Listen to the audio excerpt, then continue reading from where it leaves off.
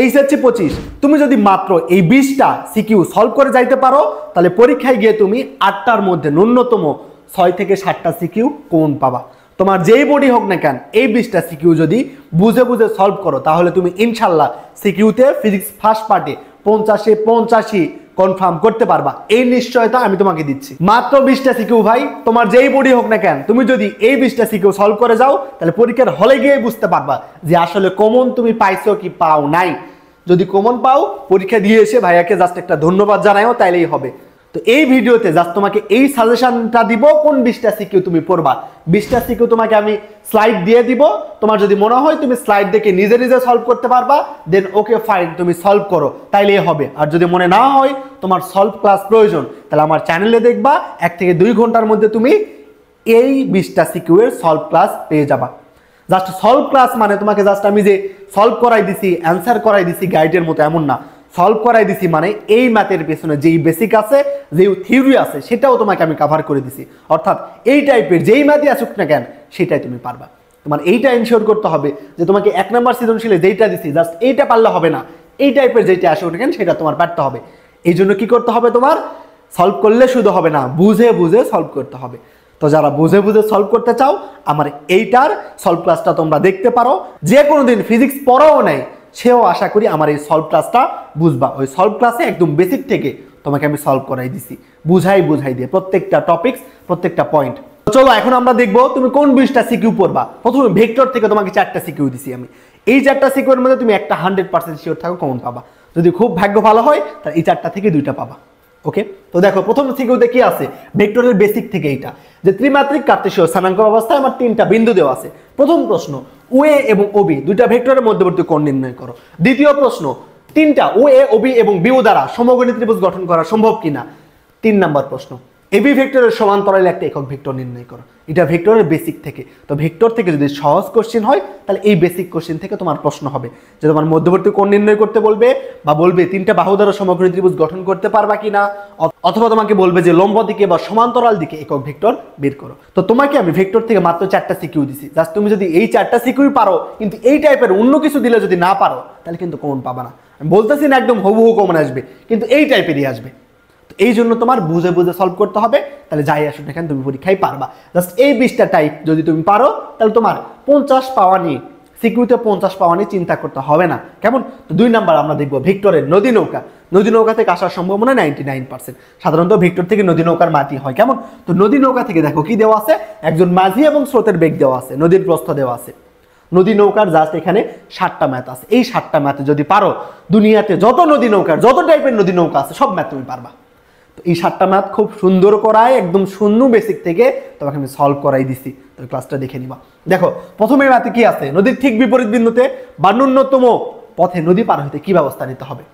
নদীর ঠিক বিপরীত বিন্দুতে পৌঁছাইতে কত সময় লাগবে, নদীর লব্ধি বেগ বের করো, ন্যূনতম দূরত্বের লব্ধি বেগ বের করো, অতিক্রান্ত দূরত্ব বের করো, ন্যূনতম সময়ে নদী পার হইতে কত সময় লাগবে এইটা বের করো। ন্যূনতম সময়ে নদী পার হইতে তোমার লব্ধি বেগ কত, খুবই গুরুত্বপূর্ণ। তারপরে নদীর পার বরাবর অতিক্রান্ত দূরত্ব, এইটা মোস্ট ইম্পর্টেন্ট। এইটা থেকে তোমাদের আসার সম্ভাবনা অনেক বেশি যে পার বরাবর অতিক্রান্ত দূরত্ব, এই কনসেপ্ট থেকে।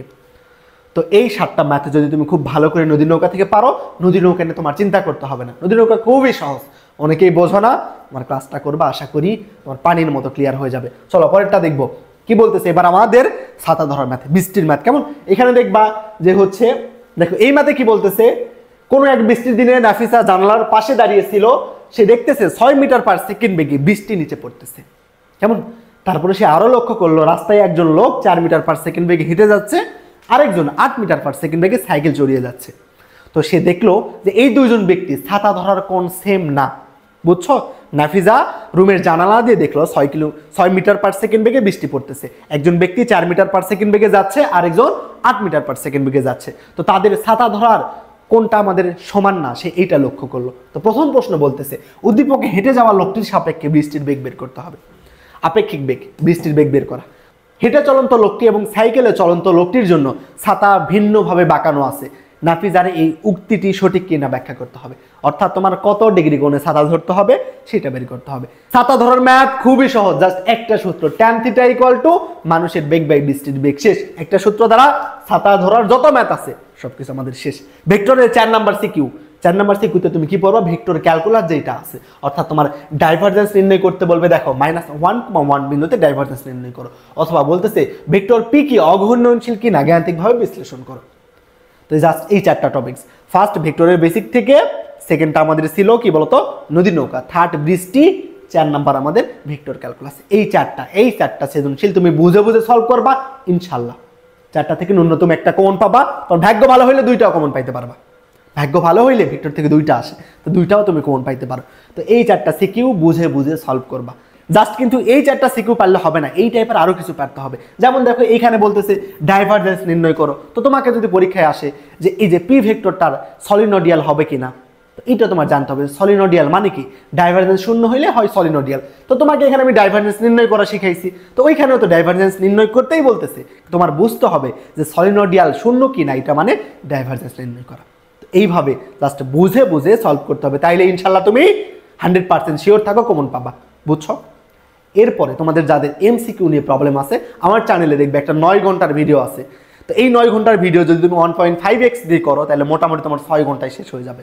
তো এই 6 ঘন্টা ক্লাসটা যদি খুব ভালো করে বোঝো, তো ওই ক্লাসটাতে আমি তোমাকে 300টার মতো এমসিকিউ সলভ করাই দিছি। তো 300টার মতো এমসিকিউ সলভ করানো মানে জাস্ট এমসিকিউ না, আমি তোমাকে 300 টাইপ কভার করে দিছি, 300টা থিওরি কভার করে দিছি। তো ওই ক্লাসটা যদি ভালো করে করো, তুমি পরীক্ষাতে 25-25 এমসিকিউতে কনফার্ম করতে পারবা, তোমার যেই বডি হোক না কেন 25-25 কনফার্ম করতে পারবা। কারণ যত টপিকস আছে যা যা আছে একদম শূন্য বেসিক থেকে তোমাকে সলভ করাই দিছি। কোনদিন ফিজিক্স যদি তুমি নাও পড়ো, তাও ওই ক্লাসটা দেখলে খুব সুন্দরভাবে বুঝবা এবং তুমি এমসিকিউতে 25-25 পারবা।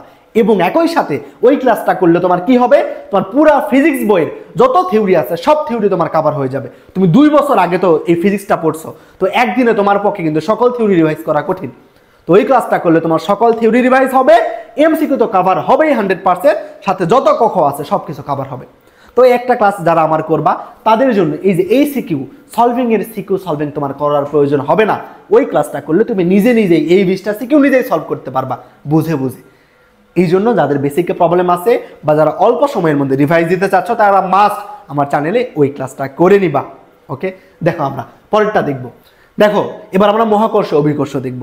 মহাকর্ষ অভিকর্ষ থেকে তোমাকে একটা সিকিউ দিব, এইখান থেকে 100% শিওর থাকবে এইখান থেকে তুমি কোন পাবা।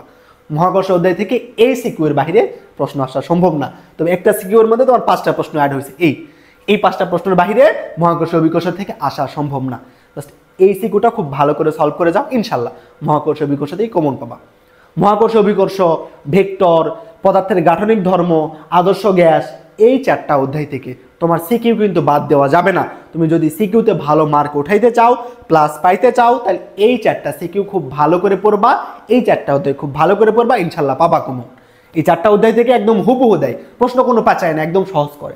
তো এই 4টা অধ্যায় থেকে তোমাকে 4টারই অ্যান্সার করার মেন্টালিটি নিয়ে যাইতে হবে বা প্রিপারেশন এইভাবেই নিয়ে যাইতে হবে। তো দেখো কি দেওয়া আছে, নিচের চিত্রে পৃথিবীর ভর দেওয়া আছে, পৃথিবীর ব্যাসার্ধ দেওয়া আছে কেমন, এবং এই যে একটা কৃত্রিম উপগ্রহ পৃথিবী থেকে 690 কিলোমিটার দূরে অবস্থান করতেছে। এটা পৃথিবীর ভর ব্যাসার্ধ দেওয়া আছে, পৃথিবী থেকে 690 কিলোমিটার দূরে একটা কৃত্রিম উপগ্রহ অবস্থান করতেছে। বলতেছে এই কৃত্রিম উপগ্রহের আনুভূমিক বেগ কত। প্রথম প্রশ্ন খুবই গুরুত্বপূর্ণ।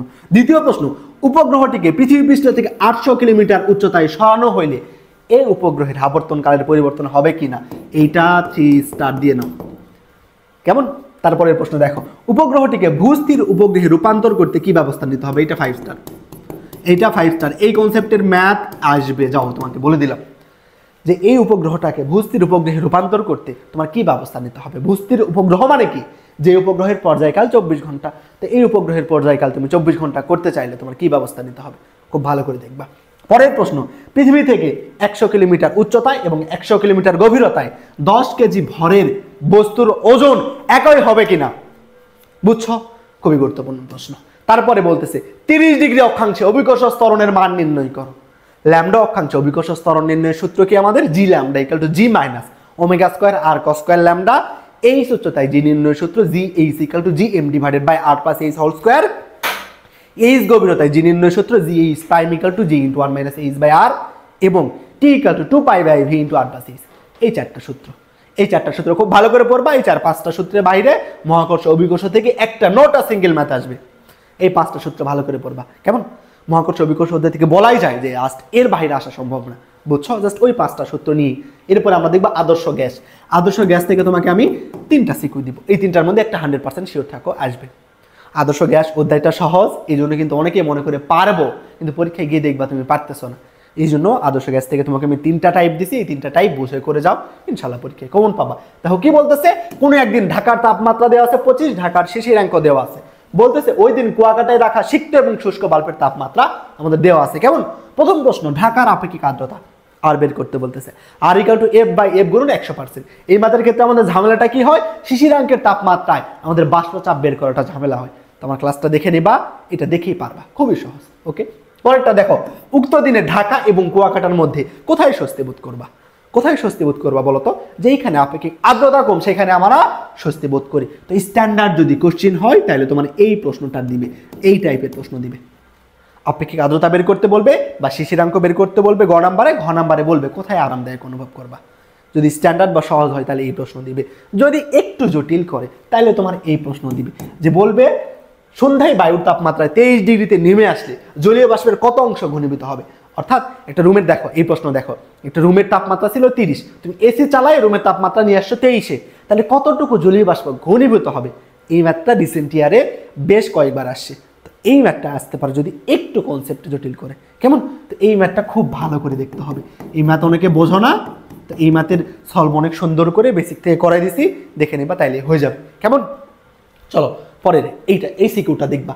আমাদের কি গভীরতা নির্ণয়, বুদবুদকে পুকুরের তলদেশ থেকে ছেড়ে দেওয়া হইলো, আয়তন উপরে আসলে 8 গুণ হবে বা ব্যাসার্ধ দ্বিগুণ হবে। তো এই টাইপের যেই ম্যাথ আছে, দেখো কি বলতেছে, সমুদ্র পৃষ্ঠের 5 কিলোমিটার গভীরে ডুবুরিরা একটা সাবমেরিনে করে মূল্যবান বস্তু সংগ্রহের জন্য গেছে। কেমন?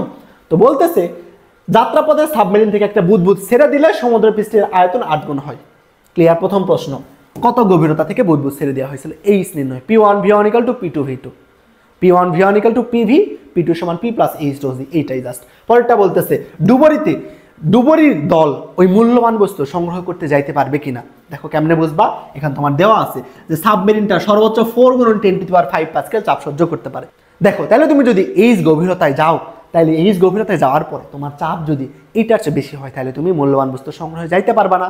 5 কিলোমিটার গভীরতায় গেলে তোমার চাপ যদি সর্বোচ্চ চাপের চেয়ে কম হয় তাহলে তুমি মূল্যবান বস্তু সংগ্রহে যাইতে পারবা। আদর্শ গ্যাস থেকে এই 3টা সিকিউ ভালো করে পড়ো। আপেক্ষিক আর্দ্রতা, তারপরে কত অংশ ঘনীভূত হবে, পুকুরের গভীরতা নির্ণয়, এই 3টা করো। এই 3টার বাইরে কিচ্ছু জানতে হবে না। আবারও বলতেছি একদম হুবহু আসবে, বিষয়টা কিন্তু এমন না, এই থিওরি থেকে এই কনসেপ্ট থেকে আসবে। এই জন্য তোমার কি করতে হবে, এটা বুঝে বুঝে সলভ করতে হবে। বুঝে বুঝে সলভ করলে তোমার আপেক্ষিক আর্দ্রতার যেই টাইপের ম্যাথ দেখে না তুমি পারবা, কিন্তু তোমার শর্ত বুঝে করতে হবে। পরেরটা আমরা দেখবো। দেখো কি বলতেছে, এবার আমরা নিউটনীয় বলবিদ্যা দেখবো। নিউটনীয় বলবিদ্যা থেকে মোটামুটি তোমাকে আমি 3টা সৃজনশীল দিব। এইটা থেকে তুমি ন্যূনতম একটা তো কমন পাবাই, ন্যূনতম একটা কমন পাবা আশা রাখা যায়। তবে নিউটনীয় বলবিদ্যাতে কি আসলে 100% শিওর দিয়ে তোমাকে বলা যাবে না যে কোনটা থেকে আসবে। যেমন তোমার ভেক্টর থেকে 4টা দিচ্ছি, মহাকর্ষ অভিকর্ষ থেকে একটা 5টা, তারপরে তোমার আদর্শ গ্যাস থেকে 3টা, এই 8টা তোমাকে সৃজনশীল দিছি না, এই 8টা থেকে তুমি 100% শিওর 3টা ন্যূনতম কমন পাবা। ভাগ্য ভালো হলে ভেক্টর থেকে 2টা আসলে তুমি 4টা কমন পাবা 8টার মধ্যে, ন্যূনতম 3টা পাবা। তো ওই 7টা ভালো করে করলে তোমার 30 মার্ক কনফার্ম। কেমন? তো আর বাকি যেই 13টা করাবো, এই 13টা থেকে এখন তুমি ন্যূনতম 3টা কমন পাবা। যেমন তোমাকে নিউটনীয় বলবিদ্যা থেকে প্রশ্ন কই থেকে আসবে বলা যাবে না, তুমি 100% ভাবে কেউই বলতে পারবে না। তবে খুব যদি ব্যতিক্রম না হয়, নিউটনীয় বলবিদ্যাতে তোমাকে 3টা সৃজনশীল দিছি, এই 3টা খুব ভালো করে যাবা, ইনশাল্লাহ তোমার কমন আসতে পারে। কারণ ভাগ্য ভালো হইলে এখান থেকে 3টা থেকে একটা আসবে। কেমন? কারণ নিউটনীয় বলবিদ্যা অনেক ক্রিয়েটিভ কোশ্চেন করা যায়, যেগুলো ভেক্টর বা কাজ শক্তি ক্ষমতা বা আমাদের আদর্শ গ্যাস, মহাকর্ষ অভিকর্ষ, এই অধ্যায়গুলো থেকে ক্রিয়েটিভ কোশ্চেন করা হয় না। এই জন্য নিউটনীয় বলবিদ্যাতে তোমাকে 3টা কোশ্চেন করে দিছি, তাই বলে যে এই 3টা সলভ করে যাবা না এমন না, তুমি এই 3টা সলভ করে যাও, ভাগ্য ভালো হলে এই 3টা থেকে হুবহু পাবা। কেমন? আর যদি না আসে কঠিন হয় তাহলে নিউটনীয় বলবিদ্যাকে তোমার বাদ দিতে হবে অপশন থেকে। কেমন? এটাকে বাদ দিলেও তোমার ন্যূনতম এই 20টা সিকিউ থেকে ন্যূনতম তুমি 6টা কমন পাবাই।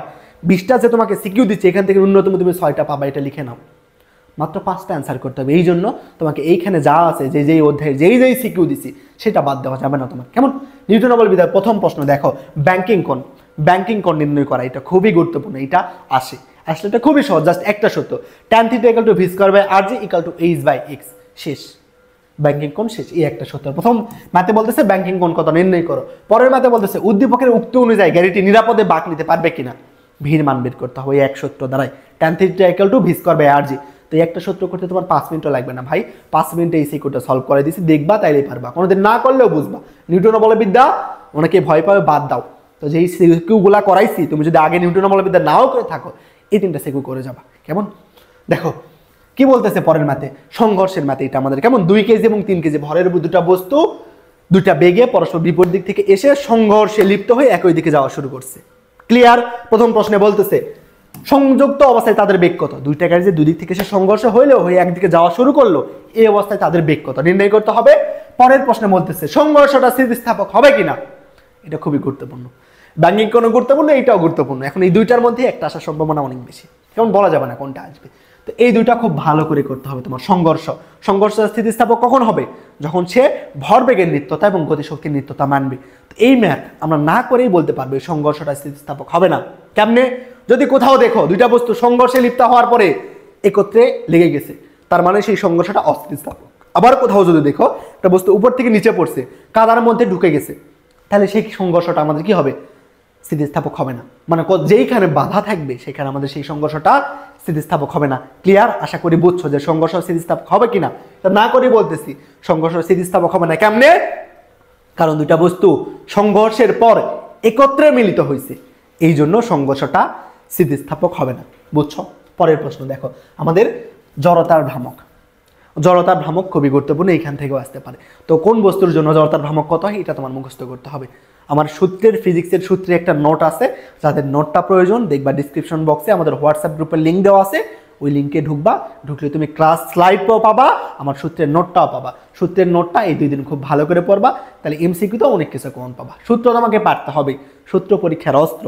কেমন? তো সূত্র তুমি যদি ভালো হও, সূত্রতে যদি ভালো হও, তাহলে তোমার আর কিছু চিন্তা করতে হবে না। বুঝছো? দেখো তাহলে কোন বস্তুর জন্য জড়তার ভ্রামক কত এটা তোমার জানতে হবে। যে দণ্ডের এক প্রান্তগামী অক্ষের সাপেক্ষে জড়তার ভ্রামক 1/3 ml², কেন্দ্রগামী অক্ষের সাপেক্ষে 1/12 ml², তারপর আমাদের নিরেট গোলকের জন্য 2/5 ml²। এই জন্য কোন বস্তুর জন্য জড়তার ভ্রামক কত এটা তোমার মুখস্থ রাখতে হবে। প্রথম প্রশ্ন বলতেছে PQ অক্ষের সাপেক্ষে জড়তার কৌণিক ভরবেগ নির্ণয় কর। মানে যে এই অক্ষের সাপেক্ষে কৌণিক ভরবেগ। কৌণিক ভরবেগ মানে আমরা কি জানি, ভরবেগ মানে আমরা কি জানি বলতো, ভরবেগ মানে জানি আমরা mv।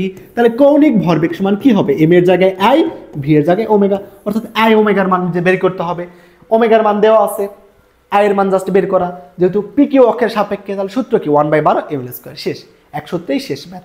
পরেরটা বলতেছে xy অথবা PQ কোন অক্ষের সাপেক্ষে দণ্ডটির জড়তার ভ্রামক বেশি হবে, PQ অক্ষের সাপেক্ষে নাকি XY অক্ষের সাপেক্ষে জড়তার ভ্রামক বেশি হবে বের করতে হবে। যার সূত্র ফালানো কিছু না। চলো পরেরটা দেখবো। এই যে নিউটনের বলবিদ্যা থেকে এই 4টা, কয়টা সিকিউ করতে হবে, 4টা। এই 4টার মধ্যে ন্যূনতম 100% তুমি মোটামুটি, তো এই 4টা সিকিউর মধ্যে তুমি মোটামুটি শিওর থাকতে পারো 3টা কমন পাবা। কেমন? প্রথমটা করাইছে কি, ব্যাংকিং কোণ, পরেরটা সংঘর্ষ স্থিতিস্থাপক হবে কিনা, তারপরটা জড়তার ভ্রামক, এখন তোমার কৌণিক বেগ। এই 4টা টাইপ থেকে আসবে, এর বাহিরে আসা সম্ভব না, যদি না খুব এক্সেপশন হয় তাইলে। দেখো কি বলতেছে, 60 কেজি ভরের একজন নৃত্যশিল্পী 2 হাত প্রসারিত করে মিনিটে 20 বার ঘুরতে পারে। দেখো তারপরে কি বলতেছে, তিনি একটা সঙ্গীতের সাথে তাল মিলানোর চেষ্টা করে যাচ্ছিলেন। কেমন? প্রথম প্রশ্ন, নৃত্যশিল্পীকে সঙ্গীতের সাথে ঐক্যে টান হতে মিনিটে 30 বার ঘুরালে জড়তার ভ্রামকদের তুলনা করো। মানে এই নৃত্যশিল্পী যে সঙ্গীতের সাথে তাল মিলানোর চেষ্টা করতেছিল, এই তাল মিলাইতে গিয়ে তার মিনিটে 30 বার ঘোরা লাগছে। তো আগে স্বাভাবিক অবস্থায় সে 20 বার ঘুরতো, এখন 30 বার ঘোরা লাগতেছে। এখন বলতেছে তাইলে তাদের জড়তার ভ্রামকদের তুলনা করো। খুবই সহজ, I1 ω1 = I2 ω2, ভরবেগের নিত্যতা, কৌণিক ভরবেগের নিত্যতা। পরেরটা দেখো, উদ্দীপকের নৃত্যশিল্পীর পরিবর্তিত কৌণিক বেগের গতিশক্তি দ্বিগুণ হবে কি। বলতেছে দ্বিতীয় ক্ষেত্রে যে 30 বার সে ঘুরতেছে, 30 বার ঘোরার কারণে তার কৌণিক গতিশক্তি দ্বিগুণ হবে কিনা এটা তোমার নির্ণয় করতে হবে। বুঝছো? নিউটনের বলবিদ্যা থেকে 4টা করবা, ইনশাল্লাহ কোন পাবা। পরেরটা কি বলতেছে দেখো, পাম্পের ম্যাথ, কুয়ার ম্যাথ, কাজ শক্তি ক্ষমতা উদয় থেকে কুয়ার ম্যাথ তুমি 70% শিওর থাকতে পারো আসবে। যে পানি উঠাইতে হবে, ক্ষমতা কত বের করো, সময় কত লাগবে বের করো। যাদের কুয়ার ম্যাথের প্রবলেম আছে আমার চ্যানেলে দেখবা 20 মিনিটের মধ্যে একটা ভিডিও আছে, ওই ক্লাসটা করবা তাইলে হবে, অথবা তোমাকে আমি এটা সলভ করাই দিব। যাদের সমস্যা হয় স্মরণ নিয়ে, যে কুয়ার তোমার অর্ধেক খালি করতে বললে এইসের মান কি নিবা, যদি 1/3 অংশ খালি করতে বলে তাইলে কি নিবা, এটা নিয়ে অনেকেই ঝামেলা করো। জাস্ট এই ম্যাথের এইটাই পাস, নাইলে P = mg/t একটাই সূত্র, জাস্ট এইচ নির্ণয় করার জন্য এই পাসটা আমরা ধরতে পারি না। দেখো আমার ওই ভিডিও টাইটেলে দেওয়া আছে যে এক ভিডিওতে কুয়া সংক্রান্ত ম্যাথের 14 গোষ্ঠী। তো ওইটা 20 মিনিটের মতো ভিডিও করবা, তোমার কুয়া সংক্রান্ত যেই ম্যাথই দেখ না কেন তুমি ইজিলি পারবা, ইজিলি। তো 20 মিনিটের ওই ভিডিওটা কাইন্ডলি নিজ দায়িত্বে করে নিবা, কেমন? যাদের স্মরণীয় সমস্যা তাদের। পরের ম্যাথ আমরা দেখবো। দেখো এরপরে আমরা দেখবো যে 7 নাম্বার অধ্যায়, কেমন? 7 নাম্বার অধ্যায় থেকে তুমি কি করবা? তো 5 নম্বর অধ্যায় থেকে তোমাকে জাস্ট আমি একটাই সিকিউ দিছি, যে কোনটা তোমার কাজ শক্তি ক্ষমতা অধ্যায় থেকে জাস্ট তোমাকে কুয়ার ম্যাথটাই দিছি, কেমন? এছাড়া তোমাদের হেরানো তলে শক্তি সংরক্ষণশীলতা বলতে পারে, তো এগুলা দিলে একটু প্যাঁচানো হয়, তো ওইটা আমাদের বলা সম্ভব না। কাজ শক্তি ক্ষমতার যে আরেকটা পার্ট আছে ওইখান থেকে কোন কোশ্চেনটা আসবে এটা বলা সম্ভব না। তবে বেশিরভাগ ক্ষেত্রে আমাদের এই কুয়ার ম্যাথটা আসে, তো কুয়ার ম্যাথটা ভালো করে ক্লিয়ার করে রাখবা, তাইলে হবে। তারপর 7 নম্বর অধ্যায় থেকে দেখো দেওয়া আছে সমান দৈর্ঘ্যের 3টা তার, যাদের পীড়ন দেওয়া আছে, যাদের উপর দৈর্ঘ্য বৃদ্ধি যথাক্রমে 5%, 2%, 1%। 3টা তার যাদের দৈর্ঘ্য বৃদ্ধি 5%, 2%, 1% এবং যাদের দৈর্ঘ্য সমান। প্রথম প্রশ্ন, বি তারের দৈর্ঘ্য বিকৃতি কত? বি তারের দৈর্ঘ্য বিকৃতি কত এটা নির্ণয় করতে হবে। এ বি এবং সি তার বি তারের দৈর্ঘ্য বিকৃতি কত এটা বের করতে হবে, কেমন? পরের ম্যাথে উদ্দীপকের কোন তারটি বেশি স্থিতিস্থাপক? খুবই সহজ। বেশি স্থিতিস্থাপক কোনটা? যার ওয়াইয়ের মান বেশি এবং মডুলাস বেশি, সেইটা বেশি স্থিতিস্থাপক। একটাই সূত্র এই অধ্যায়, y = FL/A∆L, অথবা সঞ্চিত শক্তি U = ½ kx², অথবা এখানে আমাদের আরেকটা বিষয় আছে পয়জনের অনুপাত। পয়জনের অনুপাত, এই 3টা সূত্র করবা এই অধ্যায় থেকে। এই 3টার বাইরে আসা সম্ভব না, আসলে এই 3টার বাইরে কিচ্ছুই নাই, তোমাদের শর্ট সিলেবাসে এই 3টার বাইরে কিচ্ছুই নাই। তো এই 3টা সূত্র করবা এই অধ্যায় থেকে, তোমার কিন্তু প্রশ্নের অ্যান্সার করে আসতে হবে, এই অধ্যায় থেকে রেখে আসা যাবে না, কেমন? মাত্র 3টা সূত্র। প্রথম প্রশ্ন দেখো কি বলতেছে, দ্বিতীয় প্রশ্ন 7 নম্বর অধ্যায়, পি তারের পয়জনের অনুপাত বের করে। এই যে পি একটা তার দেওয়া আছে, যার দৈর্ঘ্য দেওয়া আছে, ব্যাসার্ধ দেওয়া আছে, ভর ঝোলানো হলে বিকৃতি কত হবে দেওয়া আছে, যার সূত্র ফালাই দেওয়া পয়জনের অনুপাতের। পরের প্রশ্ন কি বলতেছে, কোন তারটি বেশি স্থিতিস্থাপক? স্থিতিস্থাপক কোনটা? যার ওয়াইয়ের মান বেশি সেইটা বেশি স্থিতিস্থাপক, ক্লিয়ার? পরের মান দেখো কি বলতেছে। তো তোমাকে 7 নম্বর অধ্যায় থেকে যে 2টা দিলাম এই 2টা খুব ভালো করে পড়বা, এই 2টা থেকে ইনশাল্লাহ আসবে, এই 2টা থেকে আসবে ইনশাল্লাহ, কেমন? পরের ম্যাথ কি বলতেছে দেখো। এবার আমরা দেখবো 8 নম্বর অধ্যায়ের, কেমন? যে একটা পেন্ডুলাম ঘড়ি ভূপৃষ্ঠে প্রতি সেকেন্ডে একটা অর্ধ দোলন দেয়, কিন্তু পাহাড়ের উপরে নিয়ে গেলে দোলক 100 সেকেন্ড সময় হারায়। পৃথিবীর ব্যাসার্ধ এত, পৃথিবীর পৃষ্ঠে অভিকর্ষ ত্বরণ দেওয়া আছে। প্রথম প্রশ্ন, উদ্দীপকের তথ্যের আলোকে পাহাড়ের উচ্চতা নির্ণয় করো। T2/T1 = √L2/L1 = G1/G2 R + H/R = ৮৬,৪০০ / ৮৬,৪০০ ± n। এই একটা যে সূত্র বললাম সম্পর্ক, এই সম্পর্ক থেকেই তোমার এই অধ্যায় থেকে প্রশ্ন আসার সম্ভাবনা 90%। জাস্ট একটা সম্পর্ক, এটা মনে রাখবা, তাইলে হবে। তো ওই সম্পর্ক থেকে আমাদের এই 2 মার্কটি হবে, বুঝছো? চলো পরেরটা আমরা দেখব। এই যে শক্তির সংরক্ষণশীলতা, পেন্ডুলামের চিত্র দেওয়া থাকবে, বলবে শক্তির সংরক্ষণশীলতা বিভিন্ন বিন্দুতে মানতেছে কিনা বের করো। প্রথম প্রশ্ন বলতেছে এ বিন্দুতে বেগ নির্ণয় করো। এই বিন্দু কোথায়? এই যে সাম্যাবস্থায় বেগ। সাম্যাবস্থায় বেগ নির্ণয়ের সূত্র কি? Vmax = ω/a। শেষ, এক সূত্রই শেষ ম্যাথ। দেখো পরেরটা বলতেছে উদ্দীপকের বস্তুটি শক্তির সংরক্ষণশীলতা সমর্থন করে কিনা। শক্তির সংরক্ষণশীলতা সমর্থন করে কিনা কেমনে প্রমাণ করবা? এই যে এ বিন্দুর মোট শক্তি, সি বিন্দুর মোট শক্তি এবং বি বিন্দুর মোট শক্তি যদি সমান হয় তাহলে শক্তির সংরক্ষণশীলতা মেনে চলবে, বুঝছো? এই বিন্দু, এই 3টা বিন্দুর যে মোট শক্তি অর্থাৎ গতিশক্তি এবং বিভব শক্তির সমষ্টি সমান, সেইটা আমার প্রমাণ করতে হবে। এটা প্রমাণ করলেই শেষ, খুবই সহজ ভাই। 8 নম্বর অধ্যায় খুবই সহজ, এই 2টা কনসেপ্ট পড়বা তাহলে হবে। দেখো পরের ম্যাথে সেম আমাদের চিত্র দেওয়া থাকবে। প্রথমটাতে বলতেছে দোলনকাল যদি 2.8 সেকেন্ড হলে ওই স্থানের অভিকর্ষ ত্বরণ কত? ওই যে T2/T1 = G1/G2, শেষ, ক্লিয়ার? পরেরটা, উদ্দীপকের যান্ত্রিক শক্তি নিত্যতার সূত্র বি এবং সি বিন্দুতে পালিত হবে কিনা প্রমাণ করো। এই যে বি বিন্দু, সি বিন্দুতে, এই যে বি এবং সিতে শক্তির নিত্যতা প্রমাণিত হবে কিনা ব্যাখ্যা করতে বলতেছে। আশা করি সেম, অর্থাৎ গতিশক্তি এবং বিভব শক্তির সমষ্টি যে সমান, এটা তোমার প্রমাণ করতে হবে, বুঝছো? তো জাস্ট এইটা, এখানে আমার 17টা সিকিউ আছে। এই 17টা সিকিউ যদি তুমি এরকম যেভাবে আমি বললাম এভাবে বুঝে বুঝে সলভ করে যাইতে পারো, তাহলে ইনশাল্লাহ তুমি 50 মার্ক সিকিউতে কনফার্ম করতে পারবা। আর যাদের বলছি এমসিকিউতে প্রবলেম, তারা আমার ওই ক্লাসটা করে নিব। ওই ক্লাস করলে এই সিকিউ সলভের ক্লাস আশা করি লাগবে না। তারপর যাদের সিকিউ বুঝে বুঝে সলভ করার প্রয়োজন, আমার চ্যানেলে দেখবা, ভিডিও 1 থেকে 2 ঘন্টার মধ্যে পাবলিশ হয়ে যাবে। আর তোমার ভিডিওটা কেমন লাগছে সেটা অবশ্যই কমেন্ট বক্সে জানাবা এবং বন্ধুদের মাঝে শেয়ার করবা। আসসালামু আলাইকুম।